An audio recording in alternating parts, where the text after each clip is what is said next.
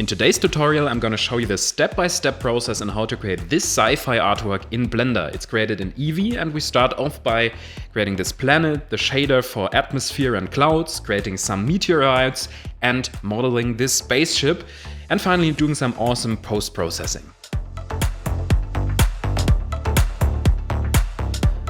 Okay, now let's get started in Blender, and as usual, let's delete the default cube, add in a sphere. This will be our planet.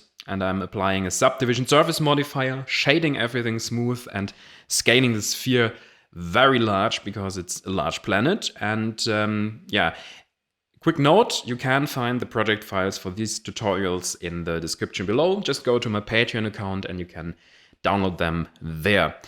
Now I'm adding in a camera and reducing the focal length a bit because I want this wide field of view in 16:9 ratio. And now I'm adding in the spaceship, or at least a placeholder for my spaceship, because this stage is all about blocking out the scene, roughly getting the right composition. Now I'm adding in the smaller planet, just duplicating the main planet. And I like to use this two-sided view to switch between my camera view and the scene view to get the perspectives right. I'm trying to orient the ship in a way as if it was flying into the planet's atmosphere. Now I'd like to have some meteorites to balance the composition on the left side a bit, so I'm adding in some spheres as placeholders, positioning them along the curvature of the planet and making sure that they are in different heights and different levels, so they don't look as uniform. And I'm trying to place some very small ones next to some larger ones to give this kind of realistic feel. I'm using the Passport 2 option and changing the background to a bit darker color, not completely black, but make it a bit darker. And now let's focus a bit more on lighting the scene. This is a part I do a lot of times in this blocking process. I'm positioning a sun lamp right in the scene, pressing double R to freely rotate it, and I'm trying to get some light on the planet and on my spaceship. That's very important. And I try to make it fade away a bit to the right and to the left side, to get kind of a natural vignette going to focus the eye into our scene. I'm changing the color properties here to get a bit more contrast. For this tutorial, I'm using this special Blender build with real-time SSGI. I've linked you a tutorial to that right here in the info card, so make sure to check that out. It's pretty awesome build. So now let's look at our planet. How is it constructed? It's basically like an onion. It's made of this inner part, which has this planet shader, and then some outer parts which have atmosphere and clouds.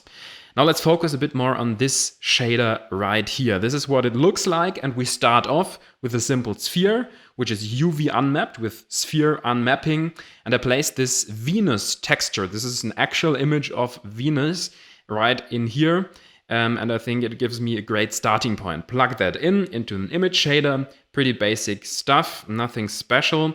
But now we're gonna take a closer look at how this shader is constructed and how we got this kind of Mustafa look going with a lot of lava and magma and volcanic activity and so on.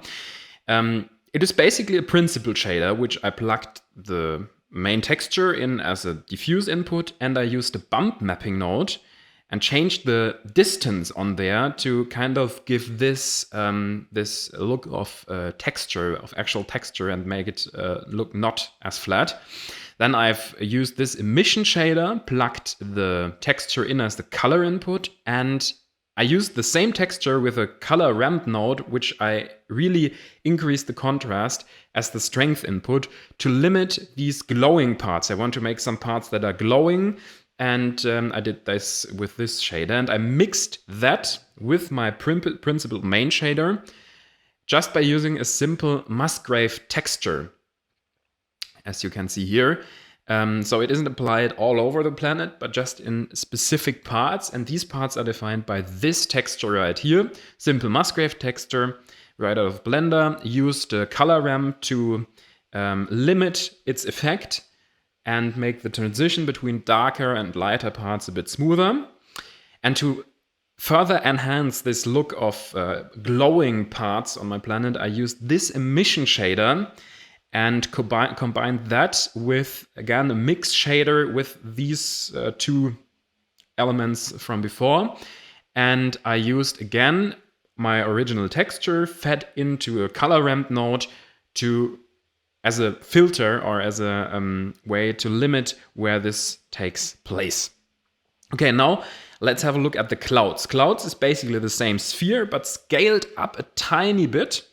And I applied this shader right here. It all starts off with a real texture of the clouds of Earth. You can find them on the NASA website I put down in the link below. And I plugged that into a principled shader, or at least I used it as a mask. In this principled shader, I used this noise texture you can see right here to add a bit more depth to my clouds, because at the moment they are a bit flat and don't have a lot of difference between light and shadow. And I used this noise texture as my main diffuse map, used my clouds as a bump map to add more detail to these parts right here, and again to get some sense of depth. And then I used my main clouds image, which is black and white, again fed it through a color ramp, and mixed that again on a second level with another noise texture to further give more detail to our clouds. And then I used that as the final filter to mix between this principled and a transparent shader. So wherever it's black, it's transparent and so on. I think you get the point. And then I used this texture, duplicated it, scaled it a bit up, and rotated it. And I did that, I think, about 4 times. And this gives the sense of real clouds, and it creates kind of this depth. A real cool effect is if you've got a ship flying through these clouds, it actually looks like it's passing through clouds. And then there is this atmosphere. Again, it's the same sphere, just duplicated, scaled a bit up, and I applied this simple shader right here. Just a mix shader mixing between transparency and this very strong emission shader, which has this orange color, and using a Fresnel input as a way to only see it wherever the viewing angle is flat enough to be able to see that. Using a Fresnel node for that in combination with a color ramp is a good way to achieve this effect. And very important, of course, is to enable bloom in the settings, because this really makes this glowing effect. So play around with these settings. For the smaller planet or this moon or the satellite right here, I basically used the same texture of Venus and added the same basic material as for our atmosphere right inside of our shader to create this glowing edge, this faint glowing edge. I used the add shader to add this effect on top, used an emission shader in combination with Fresnel shader to create this effect. So very easy right there. Now let's look at how I constructed one of these meteorites. There's a very easy technique to do that. Just add in a UV sphere and add a subdivision surface modifier with a level of 1 to that. Add a displacement modifier, and for the texture, choose Voronoi texture, because this creates kind of rocky surfaces. It's used for that a lot of times, and it really increased the scale to get a rough base shape going, which has a lot of variation, and play around with the strength to increase this effect, and is always going back and forth between size and strength to get different effects. And on top of that, add another subdivision surface modifier, again level 1, and again another displacement modifier, using this time the clouds setting for a bit smaller details and on a very low setting, of course, because it shouldn't be too strong. And to get some variation in between these different meteorites going, I add in this empty and go into the first displacement modifier, the one which has the large detail on it, change the displacement type to object, and as you can see, if I move my objects and my copies around, they all change based on their relative position to the empty. And then I add in a lot more of these copies, place them around the scene, make some clumps of meteorites, so they tend to attract each other due to gravity, I think, and try to stay together, some larger ones, some smaller ones, some really small ones, and get kind of a natural, organic way to do that. Okay, now let's look at our ship. This is a small speed modeling segment where I show you how to basically model this ship. It's basic box modeling using a mirror modifier to split my mesh along the y-axis or along the x-axis. And I'm using some reference of some ships I found on Pinterest. And I'm trying to get the rough proportions right here. I don't go too much into details. It's always about limiting yourself to not use that much detail right early on, because detail is something you can add later on. But in this stage, less detail is actually beneficial because it helps you to get the proportions better dialed in without focusing too much on dealing with bad topology or something like that. I'm not creating a production ready model. It's just for this quick render, so I'm not afraid of using n-gons in my modeling phase. So it's not the best topology. This is basically, you could call it something like previs quality, but in real productions, if I want to really animate this mesh or see it close up, I would, of course, use better topology. But I think in these cases, why not doing it this way? So let's now focus on the shading part right here. I've dialed down the speed in this part a bit. I'm adding in a sun lamp.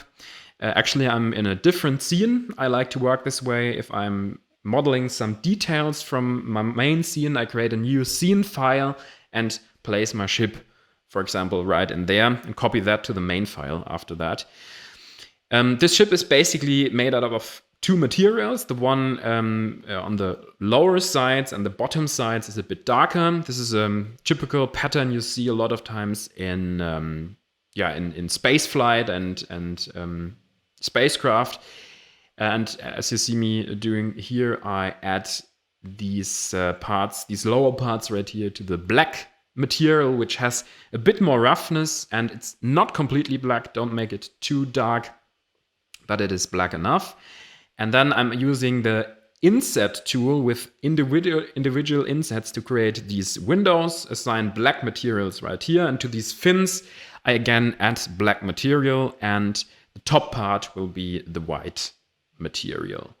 Okay, now let's add these glowing boosters right here. So I add in these two, again, make an inset, apply this material, an emission shader, simple emission shader, make it not too bluish, but slightly, and increase the strength to get this glowing effect.